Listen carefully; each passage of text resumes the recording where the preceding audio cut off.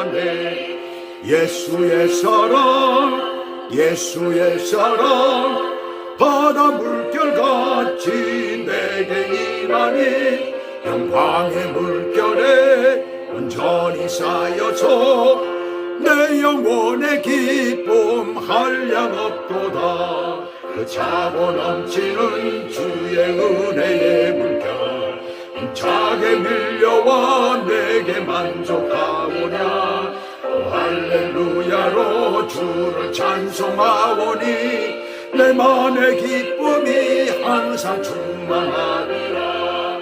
예수의 사랑, 예수의 사랑, 바다 물결같이 내게 임하니 영광의 물결에 온전히 쌓여서 내 영혼의 기쁨 한량없도다.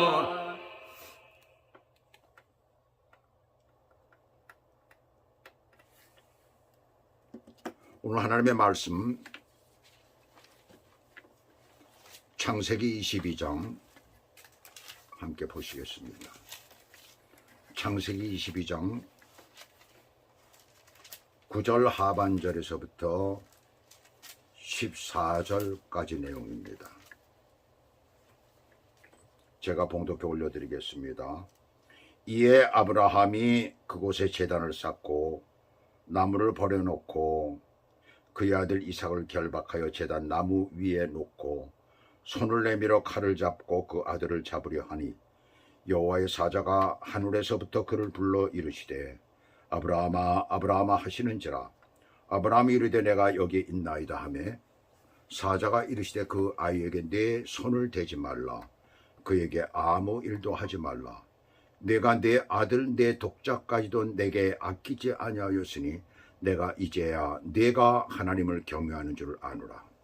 아브라함이 눈을 들어 살펴본즉 한 수량이 뒤에 있는데 뿔이 수풀에 걸려 있는지라. 아브라함이 가서 그 수량을 가져다가 아들을 대신하여 번제로 드렸더라. 아브라함이 그 땅 이름을 여호와 이레라 하였으므로 오늘날까지 사람들이 이르기를 여호와의 산에서 준비되리라 하더라. 아멘.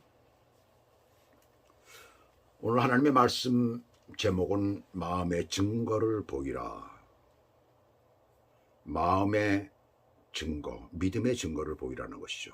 믿음의 마음의 증거를 보이라. 이 말씀은 히브리서 11장 1절, 지난 시간에 전반부를 했죠. 그 다음에 오늘은 후반부, 믿음은 보이지 않는 것들의 증거니와 연결이 됩니다. 그렇게 해서 제가 오늘 이 말씀을 준비를 한 거예요. 그러니까 지난 시간과 오늘 이 시간에 2시간에 걸쳐서 히브리서 11장 1절, 믿음은 바라는 것들의 실상이요 보이지 않는 것들의 증거니라는 이 말씀을 근거로 해서 두 가지로 두 파트로 나누어서 말씀을 드리는 겁니다. 오늘은 증거에 관한 부분이죠. 그죠? 마음의 증거, 믿음의 증거. 우리가 현대인의 생활에서 경찰을 멀리하여 사는 것이 가장 편안하게 사는 것이다 라는 그런 말이 있습니다. 경찰을 자주 본다는 것은 무언가 범죄와 관련이 있다는 거죠. 경찰은 법을 어긴 사람에게 그 증거를 찾기 위해서 자주 부르거나 찾게 됩니다. 자주 찾게 되죠. 그래서 법을 어긴 사람은 어떻습니까? 늘 불안하죠. 그래서 증거를 지우려고 심지어는 어떤 경우에는 그것과 관계된 사람을 죽이기까지 합니다. 반대로 법을 집행하는 사람의 입장에서는 증거라는 것은 죄를 확실히 하는 것이기 때문에, 그래서 심정은 확실한데 증거로서는 불충분하다는 것이죠. 어떤 물증이 있어야 된다는 것입니다. 물증이 없어가지고는 그 죄를 그 사람에게 정할 수가 없어요. 판결이 되지를 않는다는 얘기입니다. 그래서 그 물증을 찾으려고 애를 쓰는 거죠. 심증으로는 안 되니까 확실한 것을 찾으려고 애를 쓰는 것입니다. 마치 숨바꼭질 하듯이 그렇게 하는 거예요. 그런데 믿음은 그와는 정반대입니다. 심증, 마음의 증거를 더 분명하고 확실한 것으로 하나님께서는 인정을 하시는 것이에요. 이 심증이라는 것은, 마음의 증거라는 것은 뭘 얘기를 하는 것입니까? 양심을 얘기를 하는 거죠. 이 양심이라는 것은 우리가 영적인 삶의 가장 기초적인 것이 되는 것이에요. 그러므로 로마서 10장 10절을 보시게 되면 사람이 마음으로 믿어 의에 이르고 입으로 시인하여 구원에 이르느니라. 이 구원과도 관계가 있다는 얘기입니다. 마음으로 믿는다라 이렇게 말을 하고 있잖아요. 그래서 믿는 자는 누구나 마음의 증거를 하나님 앞에 보일 수 있어야 하는 거예요. 그 정도의 신앙생활을 해야 된다는 것이죠. 그것이 무엇일까? 오늘 첫째는 더럽지 않고 깨끗한 것을 보이는 거예요. 자, 보세요. 아브라함이 하나님이 일러주신 곳에 이르자 곧 제사 드릴 작업을 하고 있죠. 제단을 쌓고라는 말이 나오는데 이 단이란 뜻이 미즈베하라는 말입니다. 미즈베하우. 근데 하가 붙어서 여기서 정관사인 하가 붙어가지고 함 미즈베하우. 그 제단이라는 말입니다. 정관사가 붙을 때는 그가 나오죠. 정해진 것을 말하는 것이니까요. 그 제단이라는 얘기예요. 이 단어는 레위기서에서 희생 제물을 놓을 때도 그렇고 또 진설병을 진열할 때에도 이 단어가 사용되었었어요. 무슨 얘기냐면 사실은 아직까지도 하나님께서 미리 준비하신 제물이 없잖아요. 와서 보니까 정말 없어요. 실제로 아들을 제물로 드려야 하는 그런 상황이라 그 마음속에 어떨까요? 괴롭고 고통스러운 그런 상태이죠. 그런 상태임에도 불구하고 하나님이 지시하신 하나님의 방법대로 단 주위에 태울 나무를 진열하는 것을 말하고 있는 거예요. 이는 하나님 앞에 드려지는 예배, 여기서는 제사죠.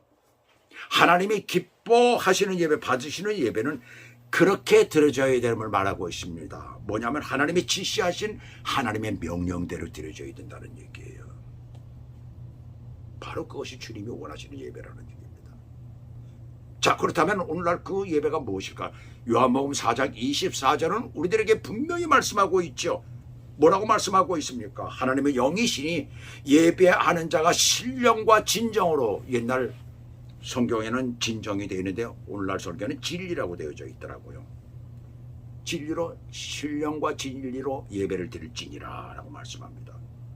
오직 하나님 앞에 순수한 마음으로 드려질 것을, 깨끗한 마음으로 드려질 것을, 즉 하나님을, 오직 하나님만을 생각하는 마음으로 드려져야 될 것을 여기서 말씀하고 있는 것이, 이것이 바로 영적인 예배라는 것입니다. 깨끗한 예배라는 것이에요. 이것이 더럽지 않고 깨끗한 예배, 예배 드리는 자의 마음입니다. 그것이 증거가 되어야 된다는 얘기입니다. 그것이 바로 증거라는 얘기예요. 그 다음에 두 번째 마음의 증거는 무엇일까요? 의심 없이 제단 나무 위에 아들 이삭을 결박하여 올려놓은 거예요. 이삭을 그 당시 16, 17세로 본다면 아버지가 자신을 묶는 것에 대해서 격렬한 저항이나 어떤 반발이 있을 법한데 조금 더 그런 기미가 보이지를 않아요. 그리고 오면서도 번제물을 어디 있느냐고 물었었잖아요. 그랬더니 하나님이 준비하시리라 라고 아버지가 아들한테 그렇게 얘기를 했습니다. 그렇다면 그 문제를 가지고 따질 수도 있는 것 아니에요. 근데 그게 전혀 없어요. 지금 보면 그저 묵묵히 따르고 있는 것입니다.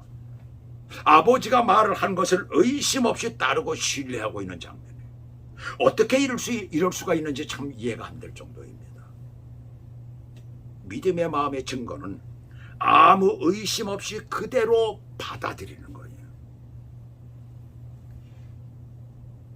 토크쇼에 그 연사로 가장 인기가 있는 김창옥 씨가 며칠 전에 이제 그걸 제가 봤어요. 어떤 얘기를 하는가?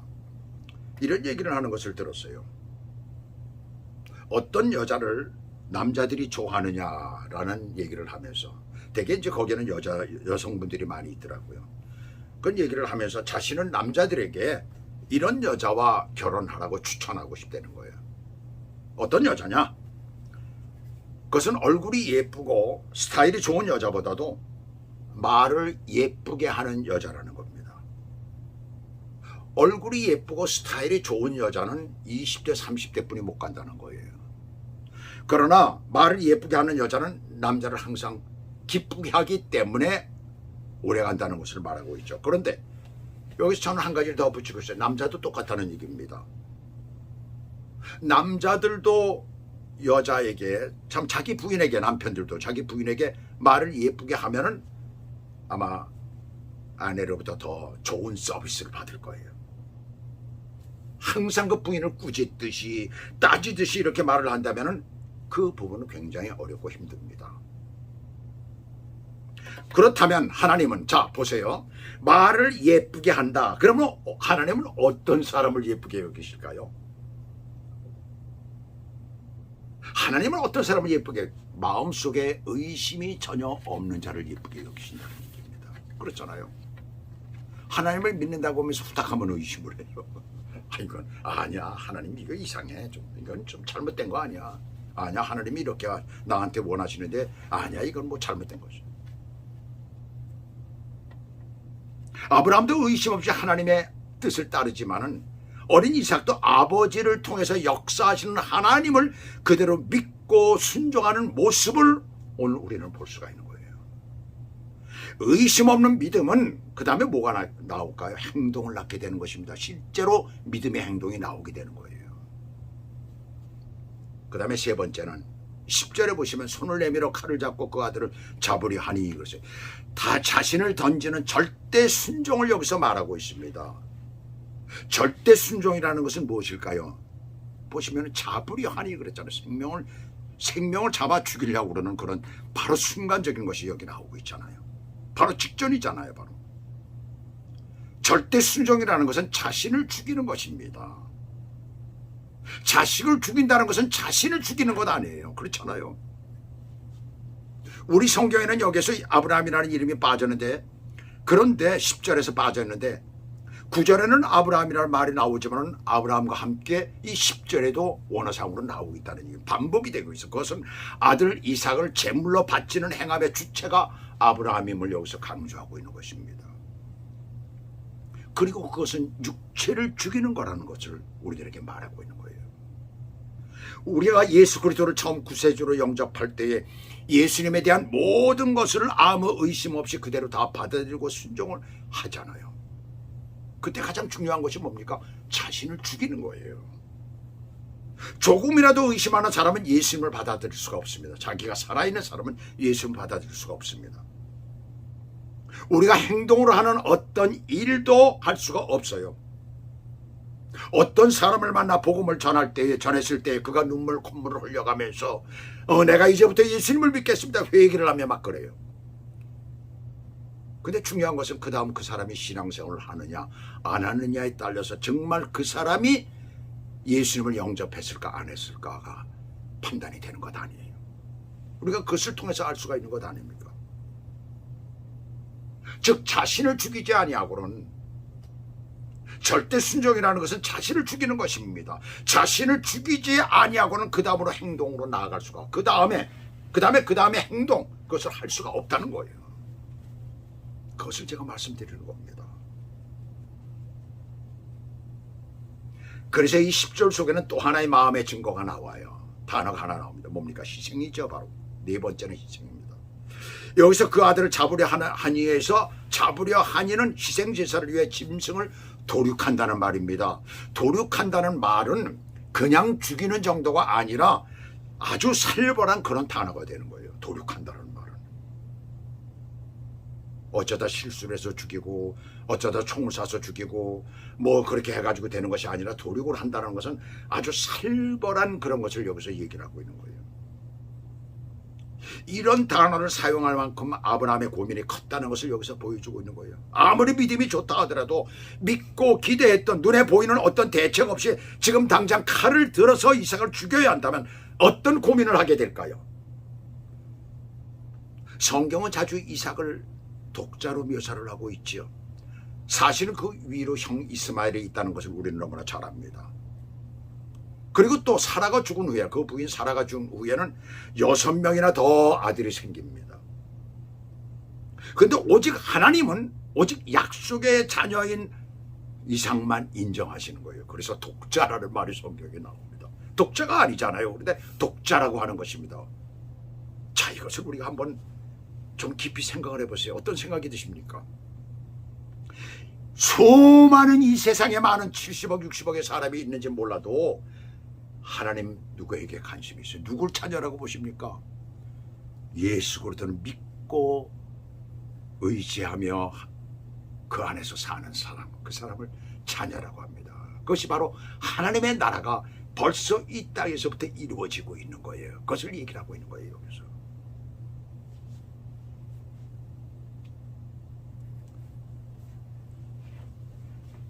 그 아들을 당장 순식간에 죽여야 한다. 세상에 이런 희생이 어디 있습니까? 죽는 아들도 희생이지만은 그 아들을 내어주는 아버지, 그 아들을 죽여야 하는 아버지도 희생인 거예요. 마치 하나님께서 장차 그 아들 독생자 예수 그리스도를 이 땅에 보내시어 십자가를 지심으로 온 인류를 구원하게 하심을 우리들에게 미리 보여주시는 것입니다. 아들인 예수 그리스도도 우리 죄를 위해서 희생을 하셨지만은 그러나 아버지 하나님도 뭐예요? 그 아들을 내어줘야 하는 그런 희생을 하신 거예요. 이렇게 희생하신 것처럼 나를 희생하지 않고는 하나님이 기뻐하시는 믿음의 마음의 증거가 될 수가 없습니다. 이 사실을 깨닫고 오늘도 우리가 주님 앞에 그렇게 믿음의 증거를 보이시길 바랍니다. 그 다음에 이렇게 마음의 증거가 되니까 드디어 11절 여호와의 사자가 나타나서 급하게 아브라함을 찾으시죠. 왜요? 아들을 죽이려고 하니까. 이름을 여기서 2번 반복한 것으로 하나님께서 급하셨다는 것을 알 수가 있어요. 여호와의 사자는 누구일까요? 우리는 여러 가지로 이것을 해석을 합니다. 근데 여호와의 사자로 우리 성경과도 구약 성경에 굉장히 많이 나오죠. 근데 때로는 하나님 자신일 수도 있고 소식을 전하는 사자일 때도 있고 또 구원을 하시는데 또 심판을 하시는 그것을 행하시는 그런 일도 하실 수가 있어요. 그런데 오늘 본문에 여호와의 사자는 이 땅에 성육신 하시기 전에 바로 예수 그리스도를 말씀하고 있는 것입니다. 여호와의 사자가 손을 대지 말라, 아무 일도 하지 말라고 하시면서 내 아들 내 독자까지도 아끼지 아니하고 그것을 내어주었은즉 내가 하나님을 경외하는지를 내가 알게 되었노라 라고 말씀하십니다. 드디어 하나님의 테스트에 합격한 통보 합격증을 지금 받게 되는 거예요. 내가 비로소 알게 되었노라, 그것이 합격증입니다. 내가 너를 인정하노라, 바로 그것이 합격증입니다. 이러한 하나님의 말씀을 듣는 그 아브라함은, 그것을 깨달은 하나님, 이 아브라함은 얼른 주변을 살펴보니까 뭐가 있어요? 이게 웬일입니까? 보이지 않는 것의 증거가 현실로 나타나는 거예요. 마치 가시면류관을 쓰시고 머리에 얼굴에 피가 흐르고 창에 찔리고 채찍에 맞으셔서 핏주상이가 되신 채로 십자가에 달리셔서 엘리 엘리 라마 사박다니, 아버지여 아버지여 어찌하여 나를 버리시나이까, 나의 하나님 나의 하나님 어찌하여 나를 버리시나이까 라고 하시는 것처럼 다가오는 거예요. 바로 무엇입니까? 그것은 제물로 드려질 수양입니다. 한 수양이 뿌리 숯불에 걸려있는 것을 보고, 그리고 아브라함은 그것을 당장 끌어다가 잡아서 번제로 올려드립니다. 온 인류를 구원하시기 위해서 자신의 독생자를 준비하시는 것처럼 말입니다. 하나님께서는 이 모리아산의 제단을 그렇게 하신 거예요. 믿음의 증거의 마지막은 바로 십자가에 달리신 예수 그리스도이십니다. 그래서 오늘을 살고 있는 우리들도 그 예수님을 보일 수 있어야 되는 거예요. 바로 그분이 증거이기 때문에 그렇습니다. 그것이 가장 최상의 증거가 되는 거예요. 바로 믿음의 증거입니다. 그 예수님을 날마다 우리가 보이며 살아갈 때 우리 하나님이 가장 기뻐하시는 그러한 믿음의 사람인 줄 믿습니다. 그 삶을 오늘도 주님 앞에서 온전히 사시는 저와 여러분 되시기를 주 예수 그리스도의 이름으로 축복합니다. 기도하시겠습니다. 하나님 아버지, 이 땅에서 우리가 예수를 믿는 증거를 대라라고 한다면 우리가 무엇을 댈 수가 있겠습니까? 가장 최상의 증거는 우리의 희생도 있고 또 그야말로 나의 깨끗함을 보일 수도 있고 의심하지 않는 것도 있고 그 외 여러 가지가 있겠지만은, 그러나 그 무엇보다도 가장 중요한 것은 정말 예수 그리스도를 우리 안에 있는 그분을 보이는 것이라고 생각이 됩니다. 이 사실을 알게 된 우리들, 오늘도 살아가면서 날마다 주님 앞에, 모든 사람들 앞에 그것을 보여드릴 수 있는 축복의 사람들이 될 수 있도록 인도해 주시옵소서. 예수 그리스도 이름으로 감사하며 기도 올리옵나이다. 아멘.